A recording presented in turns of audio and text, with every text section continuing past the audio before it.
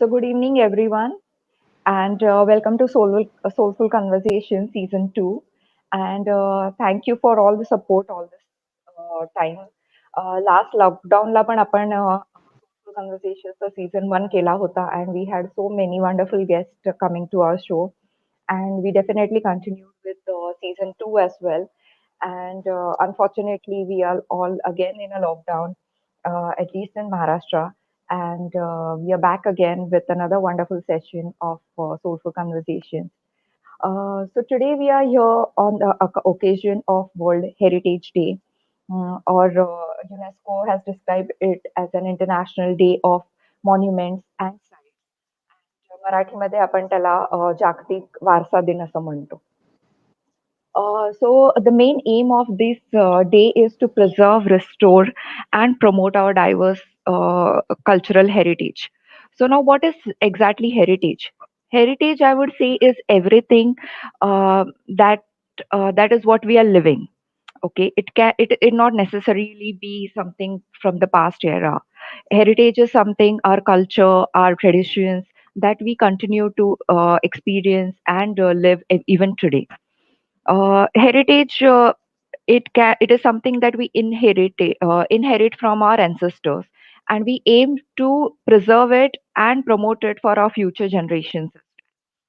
Now, from the Indian context, heritage is something which is the oral traditions, the cultures, the festivals as well, along with the monuments and the structures, as well as the archaeological sites that we have been finding throughout the number of years.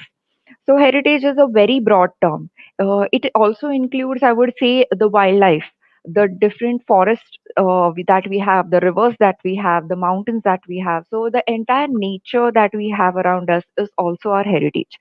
So, heritage is basically something that we own, it is our treasure, and it is something that we have to preserve today and pass it on for the next generation.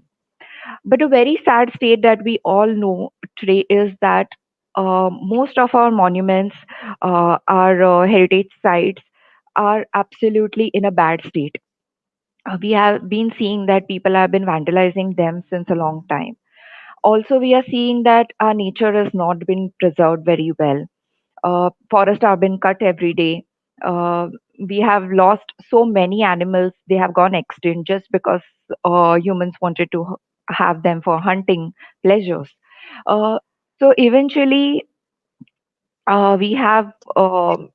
Sorry, just a second. I think there was some technical issue.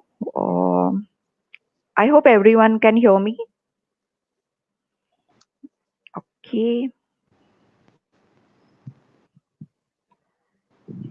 Yes. So let's continue. However, there is one person I would say who is literally doing the work of conservation, preservation, and restoration of our heritage. So let us welcome today our esteemed guest, Mrs. Leena Jelpe Hate from Nagpur. Hello, Leena. Namaskar. Namaste, Leena, and welcome to our Hello. show. Hello to everyone.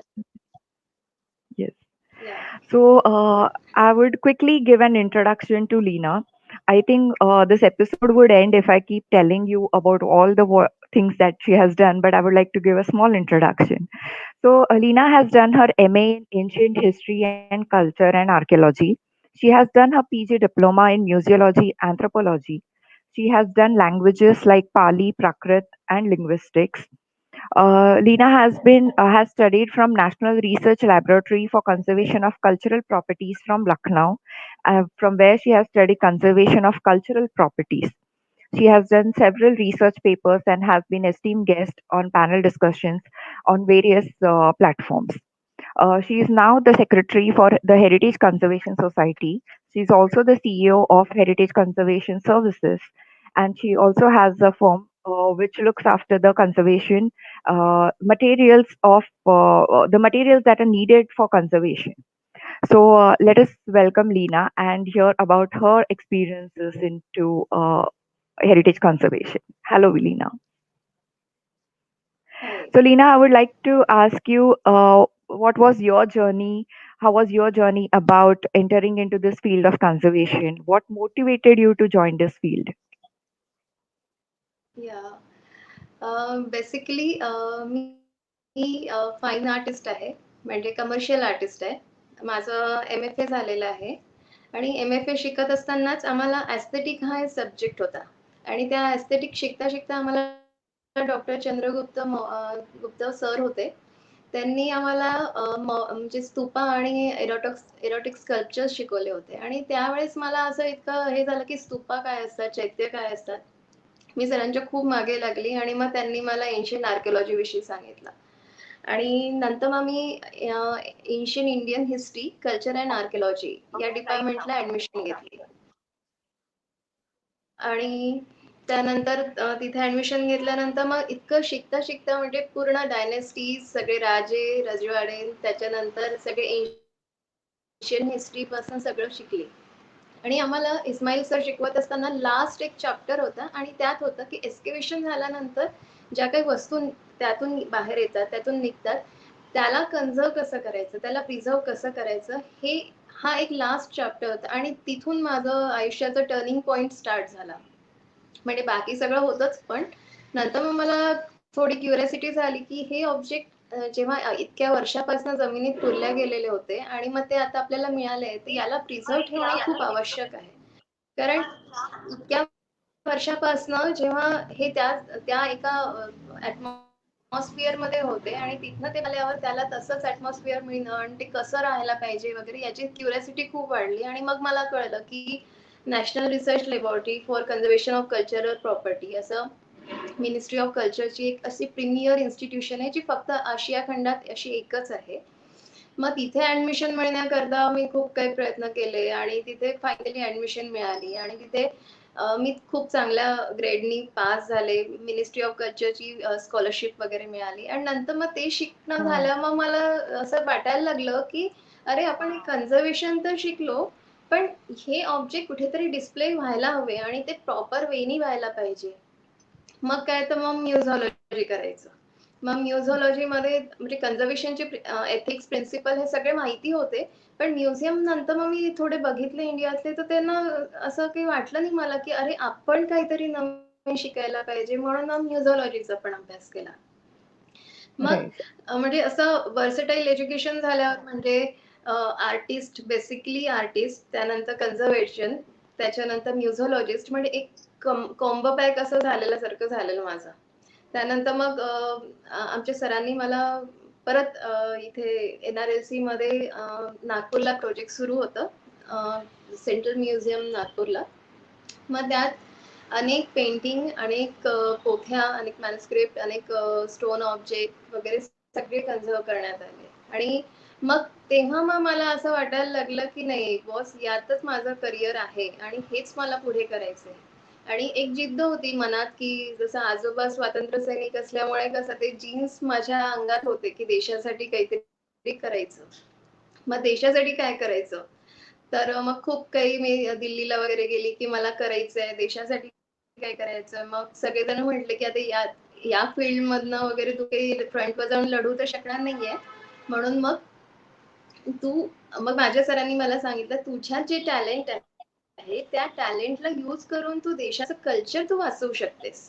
हे पण एक देशाची सेवाच आहे." हो. मग माझ्या डोक्यात तेच फिरत राहिलं सतत, की आपल्याला देशासाठी आणि ही करायचंय आणि मग आपल्याला राइट. इंडियन कल्चर हे वाचवायचंच आहे. मग त्याच्याबद्दल आणखी स्टडी झाली आणि म्हणून मग डिसाईड केलं, की मग जॉब रिझाइन करून मी फायनली आता हेरिटेज कन्झर्वेशन सर्व्हिसेस नावाने फर्म आणि वल्लभ कन्झर्वेशन नावाने कंपनी आणि सोसायटी सुरू केली, ज्यात मला फ्रीली पूर्ण आणि स्पेशली महाराष्ट्रासाठी काम करायचंय म्हणून मी जॉब सोडून काम करणं सुरू केलंय. राइट. खूप छान. आय थिंक हेच एक मोठं मी तर म्हणते, की तुझं फ्रीडम फायटिंग असू शकतं. म्हणजे देशासाठी काय करायचं तर this is also very important. म्हणजे आपण देशाला कोणापासून वाचवतोय, तर हे सगळं जे देशाकडे ऑलरेडी आहे, ते वाचवणं पण एक आपलं खूप मोठं कर्तव्य आहे, असं आपण म्हणू शकतो. सो लीना मला ऐकायला आवडेल, की तुझ्या दृष्टिकोनातनं हेरिटेज म्हणजे काय? So what is your perspective about heritage? Heritage म्हणजे तू ऑलरेडी डेफिनेशन सांगितली आहे, हेरिटेज म्हणजे नेमकं काय. बट अमेरिकन पॉइंट ऑफ व्ह्यूनी हेरिटेजला ते डिस्क्राईब करतात टँजिबल आणि इंटँजिबल ऑब्जेक्ट, म्हणजे ऑब्जेक्ट म्हणून, म्हणजे असं दोन याच्यात विभागतात.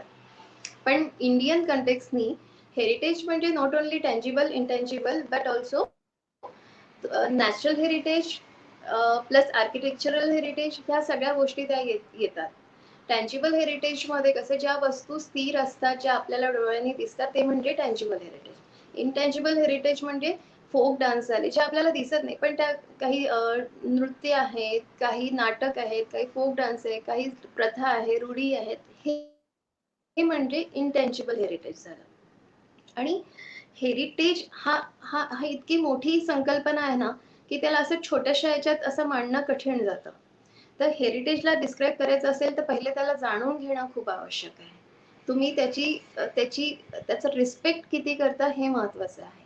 कारण जोपर्यंत तुम्ही तुमच्या कल्चरचं, तुमच्या हेरिटेजचं रिस्पेक्ट करणार नाही ना, तोपर्यंत तुम्ही त्याला पूर्णपणे जाणूच शकत नाही. म्हणजे बाहेर देशातले लोक फॉरेनर्स येऊन इथे रिसर्च करतात, म्हणजे डेफिनेटली इंडियात असं खूप काही आहे की जे अभ्यासायला पाहिजे. आपण इंडियननीच त्याला रिस्पेक्ट करायला पाहिजे असं.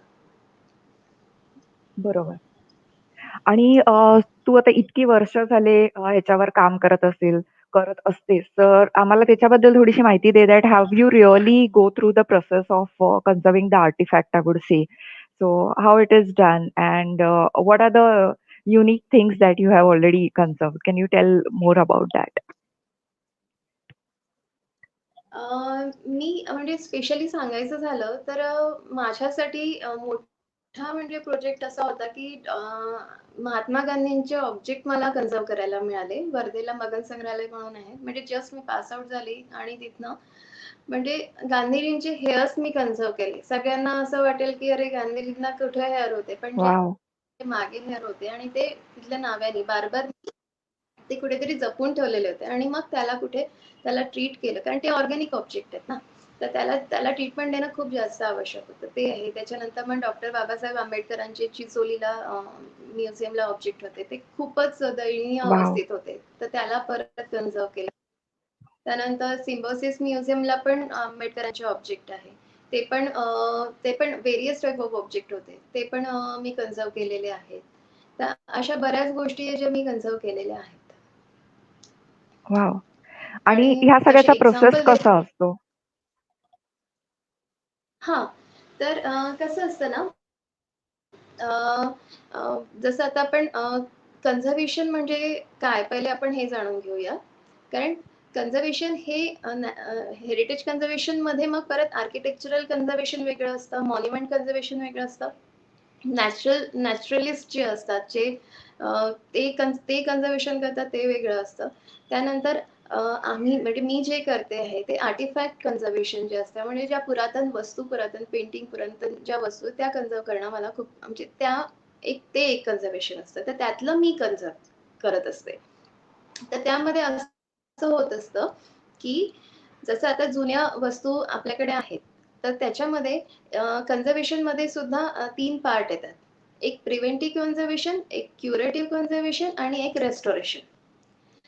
प्रिव्हेंटिव्ह कन्झर्वेशन मध्ये म्हणजे वस्तू चांगल्या स्थितीत आहे, पण ती फर्दर डिटोरेट होऊ नये याकरता जर समजा पाणी पडतं आहे, तर आपण ती वस्तू साईडला उचलून ठेवली, किंवा तिथली ह्युमिडिटी प्रॉपर मेंटेन केली, लाईट प्रॉपर दिला, त्याचं स्पेस जी आहे, शोकेसेस जे आहे त्या प्रॉपर आपण ठेवल्या, तर ते झालं प्रिव्हेंटिव्ह कन्झर्वेशन. म्हणजे त्याला क्युरेटिव्हची गरज नसते, कारण ते ऑलरेडी ते ऑब्जेक्ट बरोबरच असतं, म्हणजे डिटोरेट झालेलं नसतं. पण जर ऑब्जेक्ट डिटोरेट झालेलं असेल, तर मग त्याला क्युरेटिव्ह कन्झर्वेशनची गरज असते. आणि मग त्या क्युरेटिव्ह कन्झर्वेशन मध्ये मग पार्ट असा असतो की पहिले डॉक्युमेंटेशन असतं, पहिले स्टडी असतो, म्हणजे what type of object that is, म्हणजे मी तुला सांगते, ऑब्जेक्ट म्हणजे असे कसे असतात ना, एक ऑर्गॅनिक, इनऑर्गॅनिक आणि कंपोजिट. तर ऑर्गॅनिक म्हणजे जे जळतं, इनऑर्गॅनिक म्हणजे जे जळत नाही, आणि कंपोजिट म्हणजे ऑर्गॅनिक आणि इनऑर्गॅनिकचं मिश्रण असं असतं. तर ऑर्गॅनिक मध्ये paper, textile, leather, hairs, but ह्या सगळ्या गोष्टी ऑर्गॅनिक पदार्थ आणि त्या खूप जास्त वल्नरेबल असतात कारण त्या लवकर खराब होत असतात ऑर्गॅनिक खराब होत. असल्यामुळे. आणि बरोबर. इनऑर्गॅनिक मध्ये मेटल असतं, स्टोन असतात, ज्याला आपण तू बघतो म्युझियम मध्ये, म्युझियमच्या बाहेर जनरली स्टोन ऑब्जेक्ट असतात किंवा हां. बाहेर मेटल ऑब्जेक्ट असतात. कारण त्याला काही होत नाही ना जनरली, ऊन वाऱ्याचा जास्त येस. परिणाम होत नाही. पण या ऑर्गॅनिक ऑब्जेक्टला होत असतो. जसं पेपर आहे. तर आता पहिले कसं असतं ना, त्याचं सॅम्पल घ्यायचं असतं, त्याची मेथोडॉलॉजी डिसाईड करायची असते, त्याचं इन्व्हेस्टिगेशन असतं. म्हणजे त्या ऑब्जेक्टला हात लावण्यापूर्वी तुम्ही बाहेरून ते ऑब्जेक्ट कसं दिसते, त्याची हिस्ट्री, त्याचं म्हणजे त्याच्यावर ट्रीटमेंट करण्याच्या आधी म्हणजे हे जस्ट लाइक ना मेडिकल प्रोफेशन आहे. डॉक्टर गेल्या गेल्या ऑपरेशन नाही करत ना. तो पहिले बघतो बरोबर. त्याला काय आहे, काय नाही, काय प्रॉब्लेम आहे. म्हणून त्याचं डॉक्युमेंटेशन करतो. मग ते फोटोग्राफी, मग लिनियर, त्यानंतर मग त्यातले प्रॉब्लेम नोट करतो. त्याच्यानंतर त्याचं सॅम्पलिंग घेऊन ते त्याचं अ, बघतो की त्यात काय प्रॉब्लेम आहे, कुठे प्रॉब्लेम आहे आणि काय करायला हवं. म्हणजे ती मेथोडॉलॉजी, ती राइट. स्ट्रॅटेजी डिसाईड करावी लागते. त्यानंतर मग ॲक्चुअली त्या वस्तूवर काम केलं जातं. आता समजा काम केलं पेपर जातं. आहे, तर पेपरला हां, तर पेपरला पेपरचा सपोर्ट लागतो. ओके. पेपरला कापडाचा नाही लागणार किंवा अ, टेक्सटाईलला टेक्सटाईलचा सपोर्ट लागतो. तसं आता पेपर जेव्हा आपण देत असतो, मॅन्युस्क्रिप्ट आहेत माझ्याकडे, तर त्याच्यामध्ये कसं अ, जुन्या मॅन्युस्क्रिप्ट आहे, तर त्या जुन्या झालेला असतो ना पेपर, तर तो कुजत जातो day by day. Acidity form होऊन तो खूप ब्रिटल होत जातो आणि कुजतो. मग त्याला आपल्याला स्ट्रेंथनिंग द्यायची असेल, तर नेपाळी टिश्यू पेपर येतो, जॅपनीज टिश्यू पेपर येतो. मग त्याचा आपण त्याला खालून एक लेयर देतो आणि त्याला तिथे प्लेस करतो. म्हणजे त्याला एक सपोर्ट मिळतो. ओके. तसंच सपोर्ट. टेक्सटाईलचं राइट. पण आहे. टेक्सटाईलचं पण आहे. टेक्सटाईलचं पण आहे. आता आंबेडकरांचे कपडे जेव्हा कन्झर्व्ह करायला गेली, तर तेव्हा ते जे कापड त्यावेळेला होतं, त्यावेळेला ते कापड आता मिळत नाही आपल्याला. पण लाइक तसंच जवळपास मिळालं, तर मग आपण त्याचा सपोर्ट त्याला देतो आणि जे जुनं कापड आहे ते त्याच्यावर प्लेस करतो. जेणेकरून त्याला स्ट्रेंथनिंग मिळेल. म्हणजे ते परत वीक राहणार नाही असं. लेदर असतात. आता लेदर मी टायगर स्किन कन्झर्व्ह केलेली. आता टायगर स्किन परत ओह! टायगरची स्किन कुठून आणणार ना? मग हो. त्यामुळे मग गोट स्किन जी असते, मग त्या गोट स्किनचा त्याला मागून सपोर्ट दिला, त्याचे होल्स वगैरे फिल करण्याकरता. म्हणजे स्किनला स्किनचा, अच्छा. टायगरला लेदरला लेदरचा आणि राइट. हां, पेपरला पेपरचा. म्हणजे ही अशी ट्रीटमेंट प्रोसेस असते. म्हणजे फ्युमिगेशन असतं, सुपरफिशियल क्लीनिंग असतं. मग कुठला त्याला कुठला पार्ट म्हणजे कसं असतं ना, की समजा आता अपेंडिक्सचं ऑपरेशन करायचं आहे, तर डॉक्टर पूर्ण पोट नाही काढत. तो फक्त तेवढाच पार्ट कट करून अपेंडिक्स काढतो आणि ते करतो. तर याला बरोबर. म्हणतात अ प्रॉपर कन्झर्वेशन. ओके. त्याला पूर्ण याला द्यायचं नसतं असं. तर ही ट्रीटमेंट स्ट्रॅटेजी असते. आता मग काय होतं, हे क्युरेटिव्ह कन्झर्वेशन झालं. त्याच्यानंतर जर गरज असेल तर रिस्टोरेशन करायचं असतं. ओके. प्रत्येकाला रिस्टोरेशनची गरज नसते. पण जर आता ते ऑब्जेक्ट असं तुटलेलं आहे आणि त्याला आपल्याला डिस्प्ले करायचंय. मग त्याला कुठेतरी बेस द्यायचा आहे. तर तो कुठलातरी असं काहीतरी लावला आणि ते त्याला दिलं. आणि हे असं असं करून त्याला आपण स्टोअर करत असतो. तर तेव्हा ओके. रेस्टोरेशन हा पार्ट येतो. आणि रेस्टोरेशन म्हणजे अ, फक्त जो कॅन्सर झालेला आहे तेवढा पार्ट काढून आपण त्या प्रॉब्लेमला अरेस्ट करायचं तिथल्या तिथे, हे क्युरेटिव्ह कन्झर्वेशन असतं. आणि त्या पार्टच्या ऐवजी मग आपण दुसरा पार्ट तिथे लावतोय ते रेस्टोरेशन असतं. पण आजकाल रेस्टोरेशनची संकल्पनाच लोकांनी पूर्ण बदलून टाकलेली आहे. लोकं रेस्टोरेशन करत नाही, रिनोव्हेशन करत आहेत.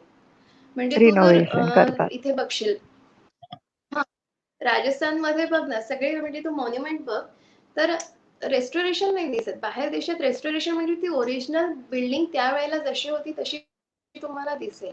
आता पण ती बिल्डिंग तशीच्या तशी दिसायला पाहिजे. तुम्ही त्यात काही इन्क्लूड करताय, पण ते रेस्टोरेशन नाही झालं, ते रिनोव्हेशन. पण तुम्हाला माहिती पाहिजे ती लाईन जी आहे ना, रेस्टोरेशन आणि रिनोव्हेशन म्हणजे ती लाईन, ती बाउंडरी क्रॉस करता कामा नये. हे इंटरनॅशनली प्रिन्सिपल आहे, जे फॉलो करायलाच पाहिजे. म्हणजे असं मला वाटतं. राइट. आणि नाही, त्याच्याबद्दल नक्की, नक्की. सगळेजणांनी अवेअर असावं. डेफिनेटली. नाही आणि मग त्याच्यामुळेच ते जे ओरिजिनल इतक्या वर्षांपासून ती वस्तू तशीच्या तशी राहिली आहे. I think that had more significance की तेव्हा यूज केलेलं जे काही मटेरियल होतं ते इतक्या वर्ष टिकलंय, ह्याचाच अर्थ की त्या मटेरियलमध्ये काहीतरी एक मोठी व्हॅल्यू असेल किंवा त्याचं जे जे काही मिक्सचर असेल, so that was of course, strong enough to of course. Hold it. So today we see की आपल्या बिल्डिंग्स अशाच 25-30 वर्ष झाली की त्यांना रिनोव्हेशनला काढायला लागतं आणि आपले किल्ले आणि राजवाडे इतके शेकडो वर्ष और हजारो वर्ष टिकलेले आहेत. सो ह्याचाच अर्थ की तेव्हाचं मटेरियल बरोबर जे आहे. होतं ते चांगलंच होतं. आणि जर ते आपण परत यूज केलं तर बरोबर आहे. कदाचित आपल्या आत्ताच्या बिल्डिंग्स पण तशाच टिकू शकतात. बरोबर आहे. या अगदी बरोबर आहे. त्या म्हणजे एक्झॅक्ट. त्यासाठी सुद्धा म्हणजे मला म्हणावं लागेल, की म्हणजे त्यावेळेचं आर्किटेक्चर बघ ना, म्हणजे त्यावेळेला चुना लाईम हे म्हणजे 120 वर्षापर्यंत त्याचं म्हणजे प्रोसेस होत राहते स्ट्रॉंग होण्याची. सिमेंट काही तासांमध्ये त्याचं पक्कं ते बनत असतं. पण बरोबर. आत्ताचं सिमेंटिंगनी केलेलं आणि त्या काळी लाईमनी केलेलं वर्क किती फरक आहे. हो ना, म्हणजे मला तर नक्कीच. असं वाटतं आपले अन्सेस्टर आपल्यापेक्षा नक्कीच जास्त हुशार होते. म्हणजे हो. आपल्याकडे आज टेक्नॉलॉजी असून सुद्धा आपण ते करू शकतो ते त्यांनी त्यावेळेला कसं केलंच नाही. खरंय, खरंय. आणि तेव्हा ते बांधलेलं त्याला इतकी वर्ष लागलेली म्हणजे एक-एक किल्ला बांधायला 20-25 वर्ष लागत होती. तर म्हणजे त्याच्यावरूनच आपल्याला कळतं की ते किती स्ट्राँग फाउंडेशन असेल, की त्याला बनवायला पण एवढी वर्ष लागतात आणि त्याचं लाईफ लाँग पण तेवढंच आहे. बरोबर आहे. येस. त्या काळचं आर्किटेक्चर अ, खरंच सुंदर होतं. हं.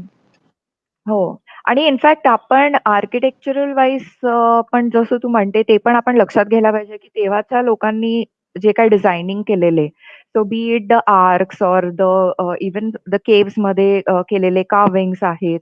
सो तेव्हा ते जे अकॉस्टिक सिस्टम आपण म्हणू शकतो किंवा when we particularly go into some caves and then we sit and do meditation आणि जे आपण सपोज तिथे बसून जरी ओम उच्चारला, तर त्याचे जे व्हायब्रेशन्स तिथे येतात, so that is all due to the fact की त्यांनी त्या प्रकारे ते सगळं बनवलंय. म्हणजे ते आर्चेस ज्या आपल्या बऱ्याचशा केव्हजमध्ये आपण बघतो वुडन आर्चेस आहेत. सो त्याचं सिग्निफिकन्स आहे की ते आर्चेस तसे का बनवले आहेत. खूप सारे आपले पॅलेसेस आपण सगळीकडे बघतो. त्याच्यात ती तिथे बरेच खडकी काय-काय डायमंड असतं बघ, डायमंड कट गोलकोंड्याला बघ ना. म्हणजे येस. एका हो. ठिकाणी जर लॅम्प लावला, तर ते डायमंड कट असं असतं, की सगळीकडे त्या रूमवर प्रकाश पसरतो. तर हे हे आता याह! का नाही जमू शकत? हे त्यावेळेला काही नसताना कसं काय केलं? हो. हवा महल पहा. आणि त्यांनी हवा महलमध्ये हो. एक छोटे झरोखे झरोख्यांमधनं उष्ण हवा येते, पण झरोक्याच्या बाहेर आपण इकडे आतमध्ये राहिलं तर थंडगार वाटतं. तर हे आर्किटेक्चरल टेक्निक्स आहेत त्यांच्या. त्या काळी त्यांनी यूज एक्झॅक्टली. केलेलं. हो. आणि इव्हन त्यांनी खूप छान प्रकारे फॉर सेफ्टी एंड सिक्युरिटी पण काही आर्किटेक्चरल टेक्निक्स यूज केलेल्या आहे. म्हणजे इव्हन जसं आता आपण गोलकोंडा फोर्टचं बघत होतो किंवा दौलताबादचा किल्ला औरंगाबादमध्ये. सो ते सगळे जे आहेत, so that architecture itself had so much of science behind it I would say. म्हणजे not just architectural science, but even other types of technology sciences आणि were also included. Yeah. Yes, yes. I think त्याच्यामध्ये chemical, physics, maths, art सगळंच मिळून ते सगळं होत होतं मी तर म्हणेन.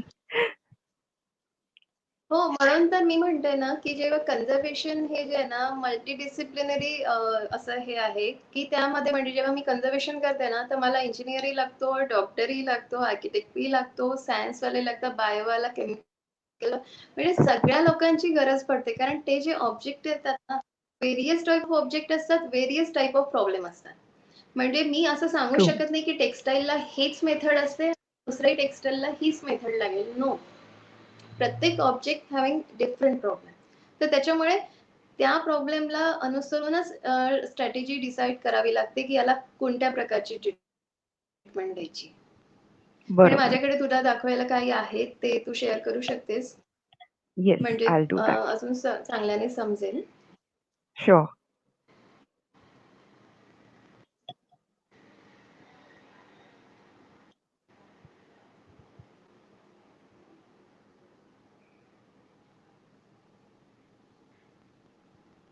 Can you see? Yes, Uh, होतंय ओपन. दिसतंय? ओके. हो, लोड होते आहे. हां, ओके सी. हां. हे लीव्हज होते. लीव्हज म्हणजे ओके. असे ब्रिटल झालेले, त्याला मग मार्किंग करतो आम्ही.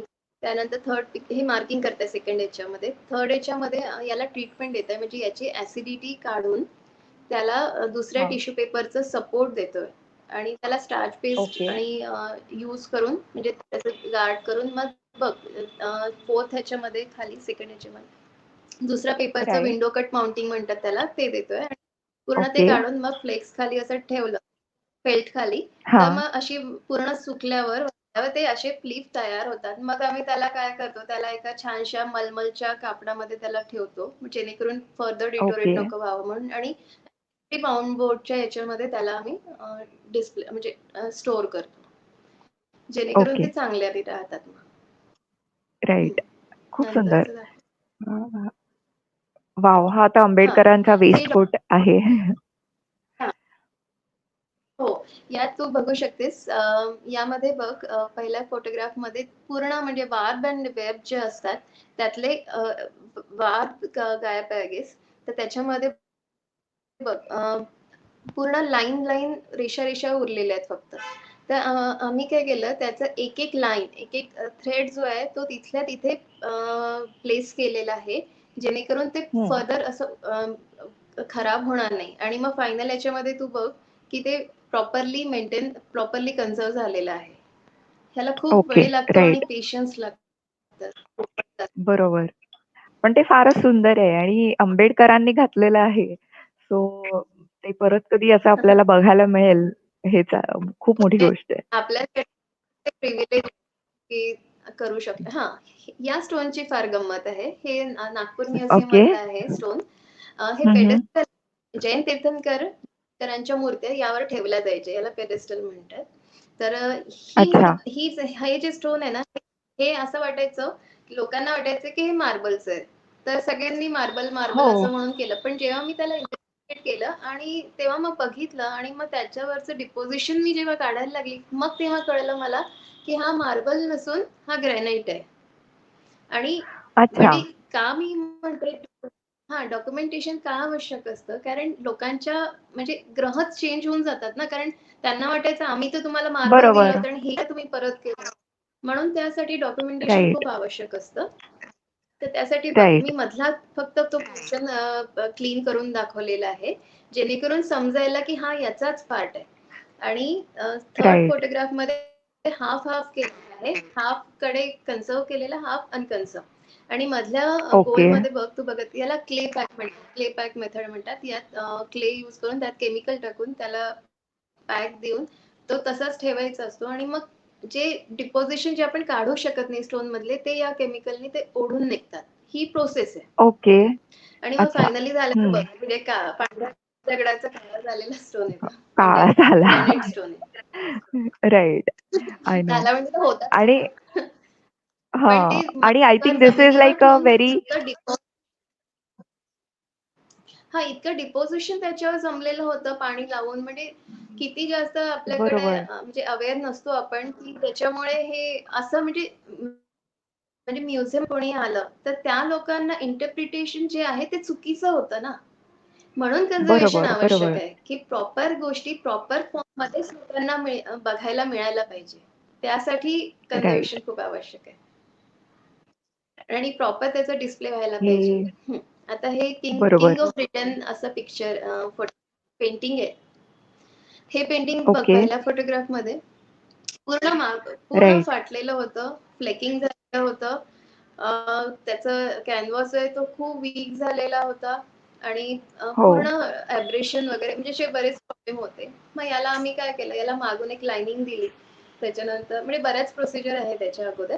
त्याच्यानंतर हां. मग सपोर्ट दिला दुसऱ्या लायनिंगचा. त्यानंतर जिथे फ्लेकिंग झालं होतं तिथे केमिकल लावून आम्ही त्याला ट्रीट केलं. त्यानंतर मग रिटच केलं. पण रिटच पण असं असायला पाहिजे, की ॲक्चुअल हुबेहूब नको असायला. हे लोकांच्या अजून ओके. ध्यानात येत नाहीये. लोकांना वाटतं की आम्हाला तसंच्या तसं पाहिजे. पण कन्झर्वेशन प्रिन्सिपल हे सांगतं, की तुम्ही हा केलेलं हा. वर्क हे थोडंसं वेगळं दिसलं पाहिजे, जेणेकरून लोकांना बघताना जाणवायला पाहिजे की हे एवढं ओरिजिनल आहे आणि हे त्याच्यात इंटिग्रेशन आहे असं. बरोबर. ओके. राइट. आता बघ हा त्याचा जो टाइपरायटर आता आहे. स्ट्रॉंग हा हे हा यावर आपला कॉन्स्टिट्यूशन टाईप झालेला आहे. हे चिचोली म्युझियमचं हं. टाईपरायटर आहे आणि हे वर्किंग फॉर्म मध्ये नव्हतं. तर याला म्हणजे त्यावेळेसचं कसं असं म्हणजे त्यावेळेस कदाचित आमचा जन्म पण नसेल झाला आपला. तर त्यामुळे ते हो. कसं कसं असेल ते म्हणून जुन्या लोकांकडनं जाणून घेतलं, की कसं फंक्शन व्हायचं हे आणि मग त्या त्या एक्सपर्टला बोलवलं. इथे टाइपरायटरचे सगळे पार्ट आणि पार्ट वेगळे केले. त्याला ट्रीट केलं, ट्रीटमेंट दिली. प्रत्येक बटन क्लीन करून, त्याच्यानंतर त्याचे ते अशा लाईन्स असतात त्या क्लीन करून आणि त्यानंतर मग असेंबल केलं आणि असेंबल झाल्यावर ते फंक्शनमध्ये आलं आणि त्याच्यावर टाइप करू शकत होतो. म्हणजे जे टाइपरायटर जस्ट लाइक असं पडून होतं, जे वर्किंग होतं, ते मग कन्झर्वेशन बरोबर. झाल्यावर ते चालायला लागलं. राइट. त्यानंतरचं बघ. मी चेंज करते. येस. हं. हे गोंड पेंटिंग आहे. हे ट्रायबल पेंटिंग आहे ॲक्चुअली. Gond tribal painting. हे ना पिंपळाचं पान असतं ना आपल्याकडे जाळीवालं, त्या हो. जाळीवर केलेलं त्याच्यावर आहे. त्या काळी पेंटिंग. हं. पण आता of course day by day deteriorate होत जातात सगळ्या गोष्टी आणि हे ऑर्गॅनिक आहे ऑफकोर्स. तर त्याच्यामुळे त्याचे काही पार्ट मिसिंग झालेला होता, काही तुकडे असे निघालेले होते. मग मी काय केलं, पण असे अनेक पानं गोळा केले, जाळी झालेले. त्याला त्या हं. पानांना अगोदर ट्रीट केलं. मग त्याच्या वेन्स, त्याच्या शिरा जशा जशा आहेत तसे तसे कटिंग करून त्याला लावलं आणि आणि मग त्याला मग रिटच करून मग सेकंड पिक्चरमध्ये तू बघू शकतेस की ते मग फुल्ली प्रिझर्व्ह अँड कन्झर्व्ह झालेलं आहे. बरोबर. वॉव! हे तर खूपच जास्त एक्साइटिंग आहे. आम्हाला अख्खा टायगर हां. दिसतोय इकडे हे आणि एक बायसन पण दिसतोय. हां. हे मी तुला मागे बोललेले ना, की ही मिलिटरी नागपूरचा किल्ला आहे. तिथे मिलिटरी ऑफिस आहे. त्यांच्याकडली ती स्किन आहे. लेपर्ड स्किन होती. ओके. म्हणजे अतिशय खराब अवस्थेत आणि त्याला म्हणजे त्यात लाईव्ह एग होते. इन्सेक्ट एग आणि खूप हं. काही असं खराब एकदमच खराब अवस्थेत होतं. मग त्याला ट्रीटमेंट त्याची स्किन अगदी ब्रिटल झालेली होती, कडक अशी. मग त्याला त्याला फ्लेक्सिबल बनवायचं. मग त्यातला भुसा काढून त्यात मायक्रोक्रिस्टलाइन वॅक्स वगैरे भरून आणि त्यात मग असं ट्रीटमेंट दिली आणि तू या फोटोग्राफ्समध्ये बघू शकते, की ते फायनली कशी होती, कशी झाली आणि बरोबर. त्यामध्ये बघ एक तो टायगरचा पंजा दिसतो आहे. तो कोल्हापूरचा हां. आहे. सिंगल. कोल्हापूर अच्छा. म्युझियममधला. म्हणजे त्यावेळेला ती क्रुएलिटी म्हण की ती रॉयलनेस आहे त्यांचा ते त्यावेळेसचा आहे. हां. त्यावेळेला हो, म्हणजे तिथे मी वाघाचा बघितलेलं. हो. पंजा हिप्पोचे पण आहेत, रायनोसरचे पण आहेत. असे ते पंजे आहेत हा त्यांच्या हा कोल्हापूरच्या जो म्युझियमला. पाय या पायाला ॲशट्रे म्हणून यूज केलेला आहे इकडे. राइट. आणि ह्या हं. खालचा जो पाय आहे हा त्या हत्तीचा पाय त्यांनी फ्लॉवर पॉट म्हणून यूज केलेला आहे.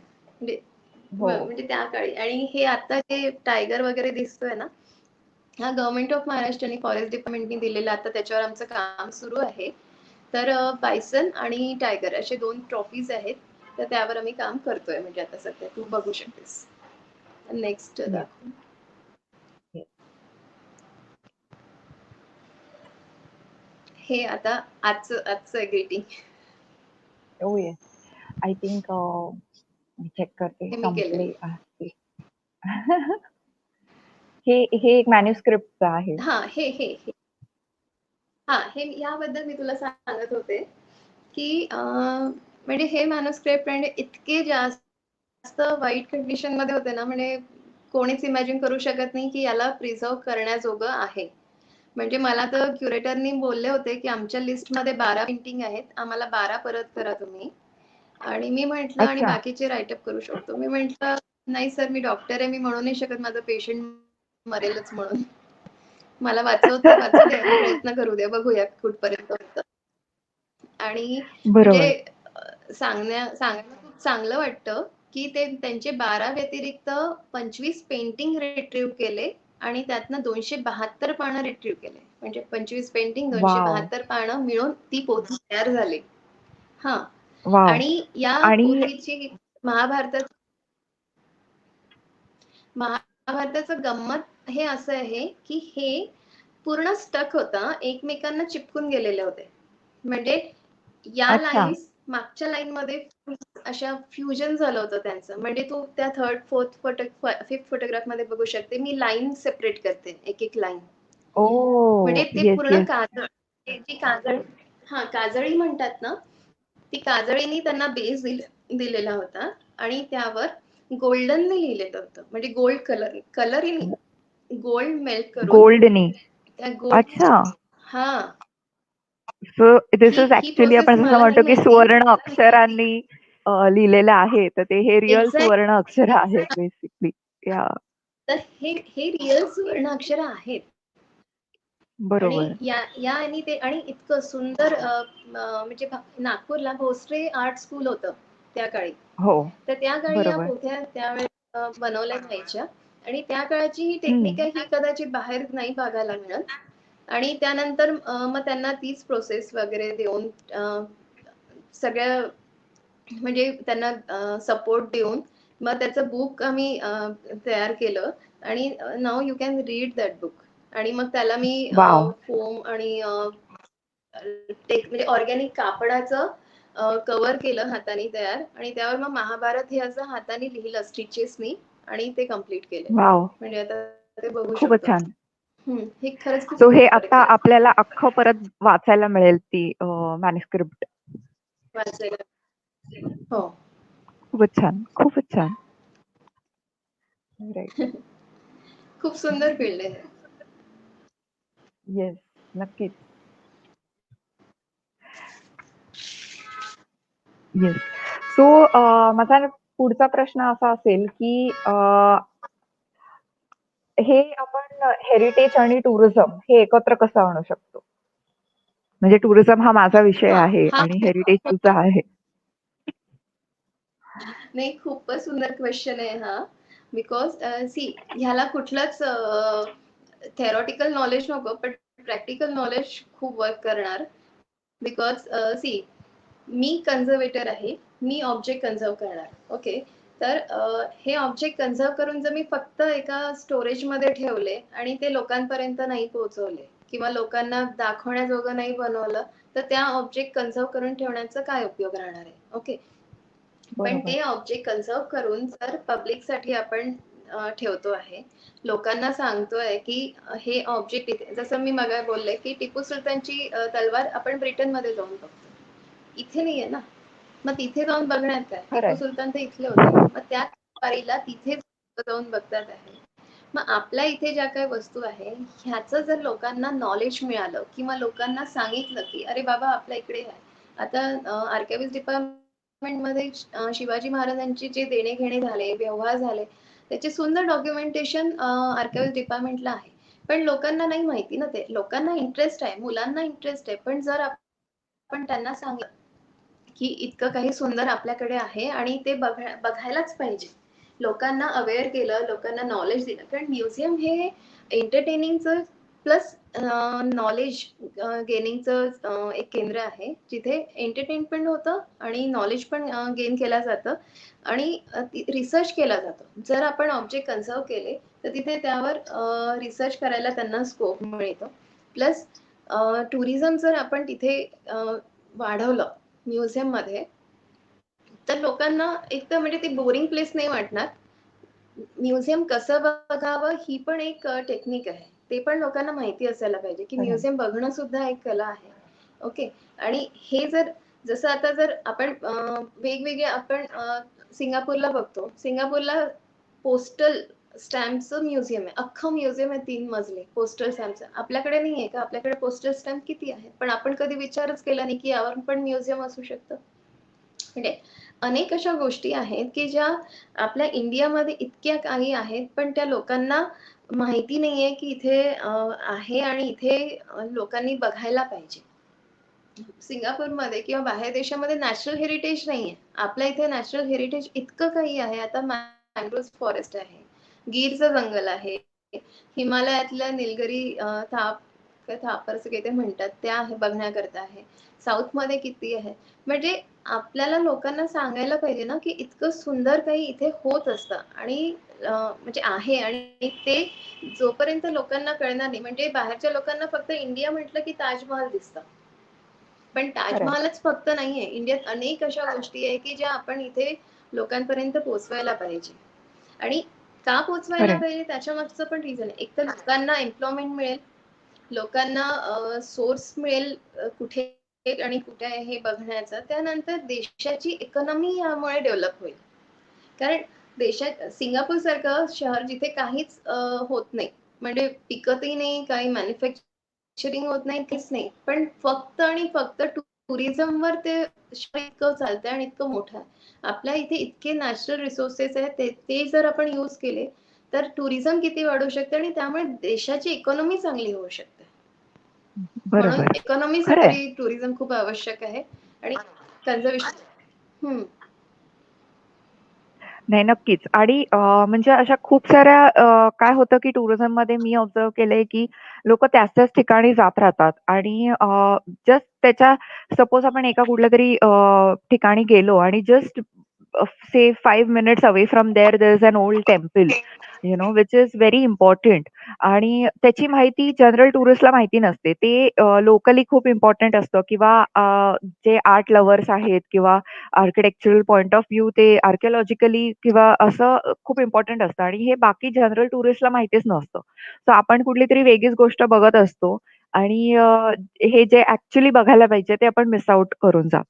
म्हणजे इव्हन ॲज टुरिझम पर्सन खूप हां. वेळा मला हे पण नसतं माहिती, की आर्किओलॉजिकल साइट्स कुठे-कुठे आहेत. म्हणजे आपल्याकडे एवढे नवीन काय-काय फाइंडिंग्स होत असतात, आर्किओलॉजिकल एक्स्कव्हेशन्स होत असतात आणि त्या साइट्स पण लोकांना खूप वेळा माहिती नसतात किंवा अ, कुठेतरी न्यूजमध्ये येतं, की असं-असं मिळालं. पण नक्की ते कुठे जाऊन बघायचं, कसं बघायचं, ते कसं एक्सपिरियन्स करायचं, हे पण लोकांना खूप वेळा माहिती नसतं. आणि द वे यू सेड की हां. Museums play a very important part. So definitely generally काय होतं, की people look at museum like a boring thing. की ठीक आहे आम्ही गेलो हं. त्या एका आयटिनरीचा पार्ट आहे. मग ते कंपल्सरी म्युझियम बघा, ते तिकीट काढा अँड कशाला घेऊन जातात? असा तो एक नेहमी लोकांना प्रश्न असतो. अरे, avoid that museum, we will go and see something else. But people don't understand that museums can give you the entire story about that place, from the culture to the food to the dress that they can wear, the sculptures and the warriors or the traditions.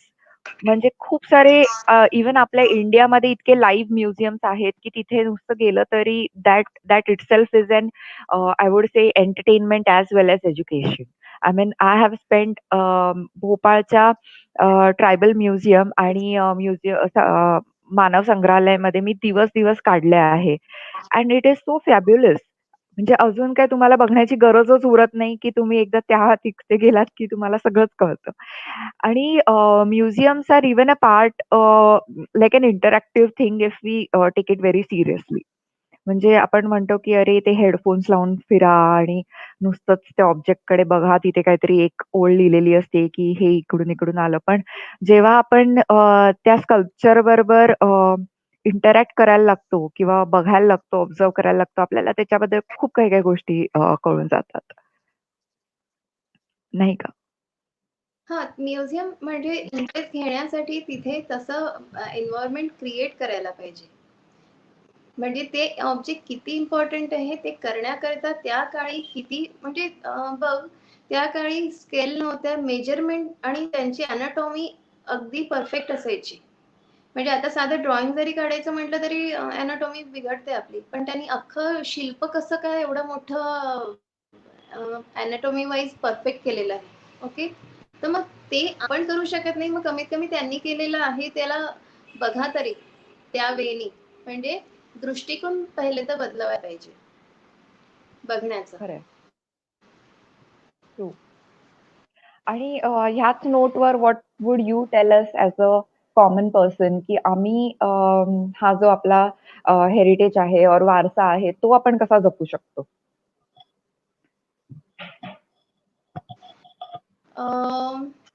C प्रत्येकाला वारसा जपण्यासाठी वारशाचं importance माहिती असायला पाहिजे. Okay, माझ्या मते प्रत्येक म्हणजे आता जी जनरेशन आहे आपली, किंवा आपल्याला आजी हं. आजोबा दिसतात आहे, म्हणून आपल्याला त्यांचा लळा माहिती आहे. ओके, म्हणजे आपली जी संस्कृती आहे ना, ती मी तर म्हणते पूर्ण जगात आपली संस्कृती सर्वात बेस्ट संस्कृती आहे. कारण आपल्याला जाणीव आहेत, भावना आहेत, रिलेशन्स माहिती आहे, जपायचे कसे हे माहिती आहे. मग त्याकरता जर ही भावना जर आपल्या मनात असेल ना, तर मग डेफिनेटली आपण आपलं कल्चर खूप चांगल्या वेळी जपू शकतो. पण जर तुम्ही फॉरेन कल्चर अडॉप्ट करायचं म्हटलं आणि आपलं कल्चर सोडायचं म्हटलं, तर मग फार कठीण जाणार आहे. म्हणून त्याकरता बरोबर मला आहे. असं वाटतं, की जसं आता save tiger, save nature, save water हे जसं झालं ना, आता सेव्ह हेरिटेज असा मोहीम सुरू व्हायला पाहिजे. जेणेकरून सेव्ह हेरिटेज म्हटलं तरी लोकांच्या डोळ्यासमोर सगळं येऊन जायला पाहिजे. जसं सेव्ह टायगर म्हटलं की टायगर खरं आहे. अख्खा उभा राहतो. सेव्ह वॉटर म्हटलं की हो. पाणी दिसायला लागतं. तर हेरिटेज म्हटलं बघा लोकांना, की कारण ही हेरिटेज ही संकल्पना ना लोकांना नाही माहिती, मुलांना नाही माहिती. लहान लहान मुलांच्या मनात ती जागवायला पाहिजे. म्हणजे ट्रू. शिवाजी महाराज त्या काळी 16व्या वर्षी त्यांनी एवढं जिंकलं. एवढे किल्ले जिंकले, 19व्या वर्षी एवढं केलं. अरे पण तुम्ही ज्या वेळेला 19 वर्षाचे आहात, तुम्ही 18 वर्षाचे, तुम्ही काय करू शकताय? हो ना, फक्त अभ्यास खरं करताय, आहे. पण त्या व्यतिरिक्त तुम्ही एवढं घोडा चालून तिथे जाऊ शकताय का? नाही जाऊ शकत ना. मग त्यावेळेस माझ्या मते कुठलंही मॉन्युमेंट बघताना किंवा कुठलाही म्युझियम बघताना तुमची दृष्टिकोन अशी असायला पाहिजे, म्हणजे लाईक अशी, की जर मी राजा असतो किंवा मी जर इथे राहत असतो तर हे महाल कसं असेल, किंवा हे ऑब्जेक्ट किंवा हे मॅन्युस्क्रिप्ट बनवताना त्यांनी जो 000चा ब्रश यूज केला असेल की त्याच्यापेक्षा कमी केला असेल, की एवढी फाईन लाईन त्यांनी केला, म्हणजे मॅग्निफाईंग ग्लास घेऊन त्यांनी केलं असेल का? अरे पण आपण आज नाही करू शकत आहे. मग जे आहे ते प्रिझर्व करणं आपल्या हाती आहे ना, मग ते करायचं ना. आज ज्या गोष्टी आपण बरोबर. म्युझियम मध्ये किंवा कुठे बघू शकतोय, हे जर आपण नाही आता कन्झर्व केलं, तर डेफिनेटली हे डे बाय डे, म्हणजे मिनिट बाय मिनिट प्रत्येक गोष्ट डिटोरेट होत चाललेली आहे. आणि ही जर वेळीच आपण खरं आहे. त्याला प्रिझर्व नाही केला, डेफिनेटली ती खराब होऊन इन्स्टिंक्ट होणार आहे. म्हणून सगळ्यांच्या दृष्टीने, म्हणजे खरं आहे. मला तरी असं वाटतं सगळ्या लोकांनी हा विचार स्वतःहूनच करायला. ठीक आहे, मॉडर्नायझेशन ठीक आहे, म्हणजे अर्बनायझेशन ठीक आहे, हे सगळं ठीक आहे, करतोय आपण, पुढे येतो आहे. पण पुढे जाता जाता आपण आपल्या पास्टला पण विसरायला नाही पाहिजे, कारण आपले रूट्स जे आहेत ना, ते खूप स्ट्रॉंग आहेत. जेव्हा जर बेस आहे ना बिल्डिंगचा, तो बेस स्ट्रॉंग राहिला तर आपण बिल्डिंग खूप मोठी आणि खूप स्ट्रेंथ खरं घेऊ आहे. शकतो. तसं जर आपले हे जे रूट्सला जर आपण धरून नाही ठेवलं ना, पुढे गेलं तर हवेत पडून जाऊ आपण कुठेतरी. म्हणून मला असं वाटतं की ट्रू. ग्राउंड लेवलला आपल्या इन्स्टिट्यूटनी काय केलेलं आहे, आपल्या इतिहासाची किंवा आपल्या कल्चर सोडायला नाही पाहिजे. खरं आहे. आणि आपले सगळंच म्हणजे जसं आपण ते इनटँजिबल म्हणू शकतो, की आपल्याकडे जे आलेले ओरल ट्रेडिशन्स आहेत, जे आपण रिच्युअल्स फॉलो करतो, जे फेस्टिव्हल्स फॉलो करतो किंवा म्हणजे आपलं Hindu culture itself is lifestyle I would say rather than a religion आणि ज्याच्यामध्ये आपण जसं आता कोरोनाचं चालू आहे, की आपल्याला 14 डेज क्वारंटाईन राहायचं असतं. तर तेव्हा पण ह्या लोकांनी हे सगळं पाळलेलं आहे. आपलं फूड कल्चर पण खूप सायंटिफिक आहे, की कुठला पदार्थ कुठल्या दुसऱ्या इन्ग्रीडियंट बरोबरच मिक्स करून खायचा. So everything had scientific reason and everything is derived from our nature. म्हणजे आपण जे केलंय. कुठले एक्झॅक्टली हा, आपलं सगळं जे आहे ते देश आहे ना, ॲनिमल्स आणि फॉ की शास्त्र लिहिलेलं आहे, की म्हणजे आपण जेव्हा बाहेरून येतो, तेव्हा आपण पाय धुवूनच आत यायला पाहिजे. नाव्याकडून येतो, केस कापून येतो, तेव्हा ते कपडे धुवून तिकडे बाजूला ठेवलेले पाहिजे. आपण पाळीच्या वेळेला 4 दिवस वेगळे का बसवायचे? त्याच्यात पण हायजीन होतं. त्याच्यात पण एक रेस्ट होतं. मग आता ते सगळं जसं जसं विसरत चाललंय ना, तसं तसं या अशा गोष्टींना पुढे जावं लागत आहे आपल्याला. म्हणून आता का बरोबर. म्हणतात 10-10 हात धुवा, कोरोनासाठी हात का धुवायचे, मास्क का लावायचे? जैन मुनी तर अगोदरपासूनच ते मास्क लावतात. ओके. आणि आता आपण आपल्याकडे म्हणजे हात धुतल्याशिवाय किंवा प्रार्थना केल्याशिवाय आपण जेवण करत नाही. आणि हे हिंदू धर्मातच नाहीये, हे सगळ्या धर्मात सांगितलेलं ह्या आहे. सगळ्यात. पण आपण ते खरं आहे. कुठेतरी विसरत चाललोय, म्हणून ही स्टेज आलेली आहे. खरं. नक्की. सो खूप छान माहिती दिलीस आज आम्हाला हेरिटेजबद्दल. हेरिटेजचं आय वुड से एक पर्स्पेक्टिव्ह एक वेगळा पर्स्पेक्टिव्ह लोकांपर्यंत पोहोचवला आणि वी कुड ॲक्चुअली सी की तू हे सगळं काम किती पॅशनने करतेस आणि एवढे सगळे आर्टिफॅक्ट्स तू ते जमा केलेत आणि ह्या वर्षीची जी थीम आहे की complex past and diverse futures. So I think की ऑलरेडी आपलं कल्चर खूप कॉम्प्लेक्स ऑलरेडी होतं आणि जसे एक-एक नवीन रिसर्च करत जातात, त्याच्यामध्ये नवीन काही-काही ॲडिशन्स होत जातात, नवीन काही-काही फाइंडिंग्स येत जातात. त्याच्यामध्ये वेगळे-वेगळे इंटरप्रिटेशन्स येत जातात आणि तेवढंच आपलं कल्चर किंवा हे कॉम्प्लेक्स होत जातं किंवा आपली हिस्ट्री कॉम्प्लेक्स होत जाते. आणि त्याच्यातच खरी ॲक्चुअली मजा आहे, की आपण नवीन काय वेगळं-वेगळं उलगडत जातो आणि मी म्हणू शकते, की एक असं पझल असतं आणि ते पझल आपण ते कसं सॉल्व्ह करत जातो. आणि that is how what we need to preserve, conserve and promote to our future generations. म्हणजे ह्या गोष्टी आत्तापर्यंत आपण जपल्या आहेत, त्या अजून पुढच्या पिढीपर्यंत किती, किती काय-काय गोष्टी जपतील किंवा आपल्याला ठेवता येतील जपून, हे खूप इम्पोर्टंट आहे. And all these things I feel that should reach to the next generation. And from my point of view की टुरिझम ह्याच्यामध्ये खूप चांगला हेल्प करू शकतं. Like we can actually create that awareness of people actually going to the places, getting information, being responsible of saving those monuments. त्यांची वाट नाही लागायला पाहिजे किंवा इव्हन नॅचरल एन्व्हायर्नमेंटमध्ये जेव्हा आम्ही जातो, तेव्हा कसं त्या ॲनिमल्सचा रिस्पेक्ट केला पाहिजे किंवा त्या फॉरेस्टला कसं जपलं पाहिजे. तिथे प्लास्टिकचा कचरा आणि बाकीचा कचरा नाही टाकला पाहिजे. So I think tourism can definitely play a very important role. एक तुम्ही खूप मोठी गोष्ट करताय आणि आम्ही त्याच्यामध्ये असा छोटासा हातभार नक्कीच लावू शकतो मी म्हणेन.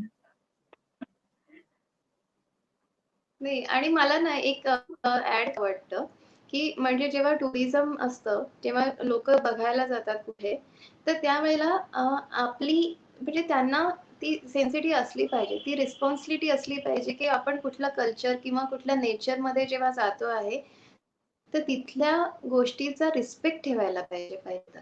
म्हणजे जर तू गडचिरोलीकडे तिथल्या आदिवासी लोकांमध्ये गेलेली आहे, त्यांची संस्कृती आहे ना ती. त्यांचं जे राहणीमान आहे, ते वर्षोनवर्ष ते तसेच राहतात.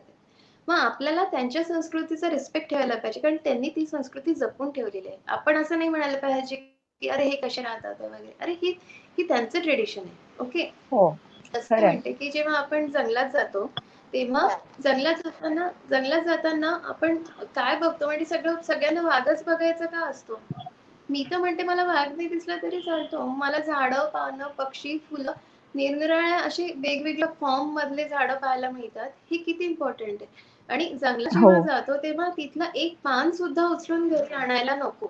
कारण त्या पानावर म्हणजे खरं. मला माझ्या नोटीसरांनी शिकवलंय, की पानावर सुद्धा जगणारे जीवजंतू असतात. ते कुजतं, मग त्याच्यावर ते खाणारे किडे आणि त्याला खाणारे आणखीन किडे, त्याला खाणारे आणखीन पक्षी, त्याला खाणारे आणखीन प्राणी. ही एक बायोडायव्हर्सिटी आहे. म्हणून आपण ती या. डिस्टर्ब करायची नसते तिथे जाऊन. तसंच मला अजून सांगायचं आहे, की जेव्हा आपण कुठल्या मॉन्युमेंटला पाहायला जातो, तिथे लोक म्हणजे थुंकतात. मला खूप चीड येते. म्हणजे तुम्हाला काहीच रिस्पेक्ट कसा नाहीये त्या मॉन्युमेंटचा तुम्हाला? आणि तुम्ही तिथे काय करुणा, लव्ह, अमित वगैरे असं ते ग्राफिटी करून हार्ट वगैरे करून ठेवतात. म्हणजे म्हणजे होपलेस थिंग वाटते मला ती. म्हणजे तुमचं प्रेम त्या झाडाला आणि त्या दगडाला कोरून सिद्ध होणार आहे का? म्हणजे ही किती नॉनसेन्सपणा आहे. खरं आहे. मग एवढंच प्रेम आहे तर तुम्ही तुमच्या हातावर कोरा ना. म्हणजे त्याला हाताला जेव्हा जे दुःख होईल ना, तेव्हा समजेल ते किती त्रास होतो आणि ते प्रेम तुमचं तुमच्याजवळ ठेवा आणि तुमच्या ह्याला हे करा. उगाच त्या झाडाला आणि त्या मॉन्युमेंटला कशाला तुम्ही खराब करताय? हे खरं स्पेशली मला सांगावं वाटत. नक्की, नक्की. I know. आय थिंक हे आपणच म्हणजे ॲज अ ट्रॅव्हल एजंट और टूर ऑपरेटर ती जबाबदारी घेतली पाहिजे, की जेव्हा आम्ही ग्रुप टूर्स वगैरे अरेंज करू, तेव्हा लोकांना त्याच्याबद्दल अवेअरनेस क्रिएट केला पाहिजे किंवा आम्ही ॲज अ टूर लीडर त्यांना प्रत्येक वेळे एका वेगळ्या प्रकारे सांगायला पाहिजे, की "बाबा असं नका करू. It is our group so at least कोणी इनफॅक्ट कोणी दुसरं करत असेल तर त्याला पण नाही म्हणा." आणि असं हे म्हणजे एक 10 मिनिटं जातात लोकांना फक्त अवेअर करायला, की "बाबा आपण ह्या मॉन्युमेंटला चाललोय, इथे असं-असं प्लीज नका करू." किंवा हळू आवाजात बोला किंवा असे कपडे घाला किंवा respect the particular culture which is around that place.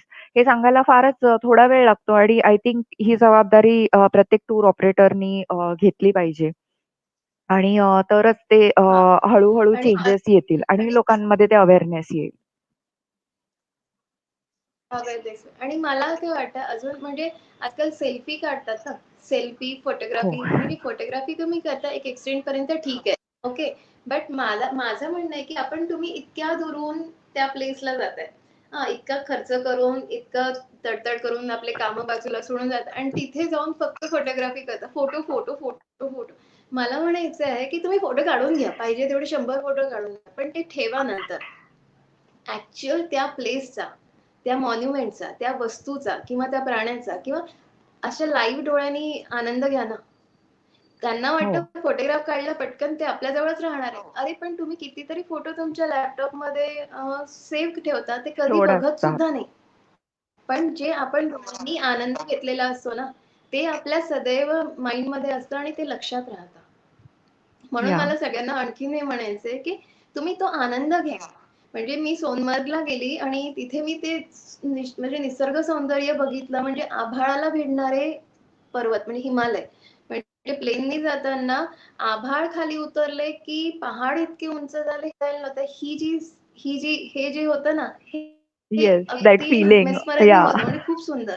मग हे तुम्हाला फोटोत फील नाही नाही. होणार ना. मग तुम्ही तेव्हा ज्या प्लेस जाता, तर ते असं आत्मसात करून घ्या, स्वतःत भरून घ्या तो ट्रू. आनंद आणि ते बघून घ्या.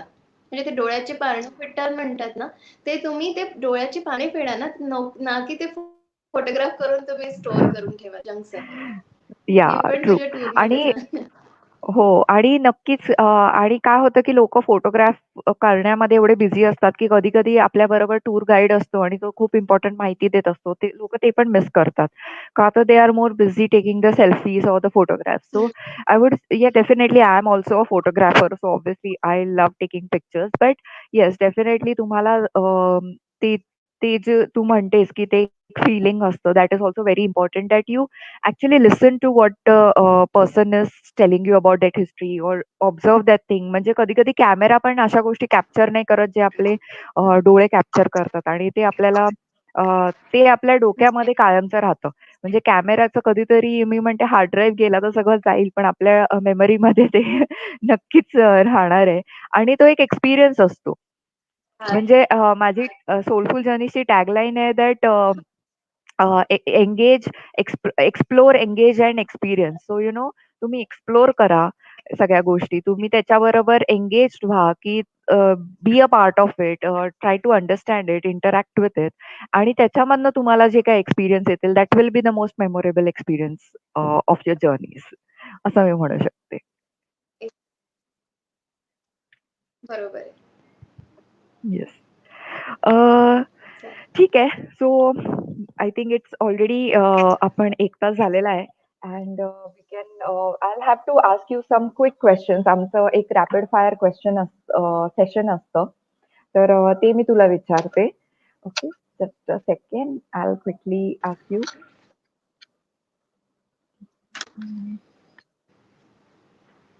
Yes. So Leena, which is the place तू खूप ट्रॅव्हल करते. So which is your favourite place? Is it the mountains, the beaches or the jungles?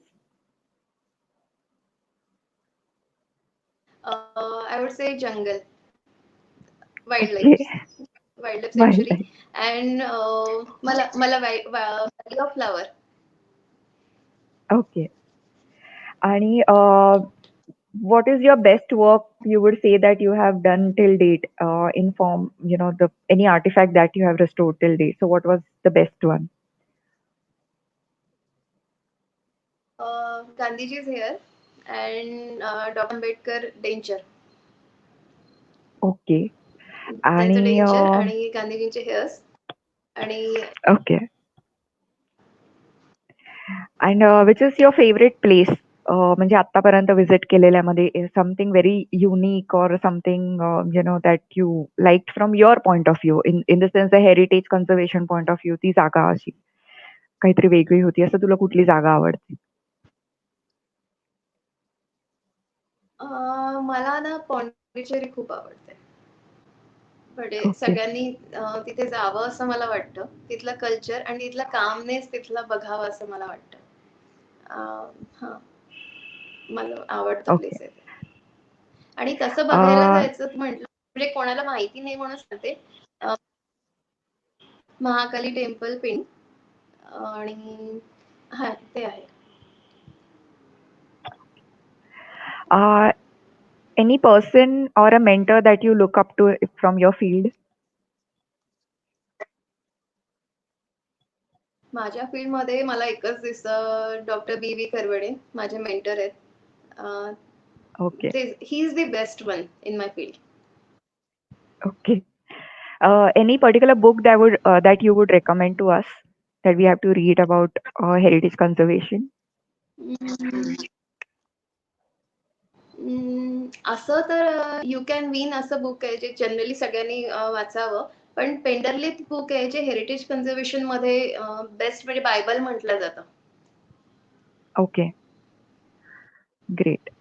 आणि yeah, so that's what it. And any suggestions or comments that you would like to give to our audience?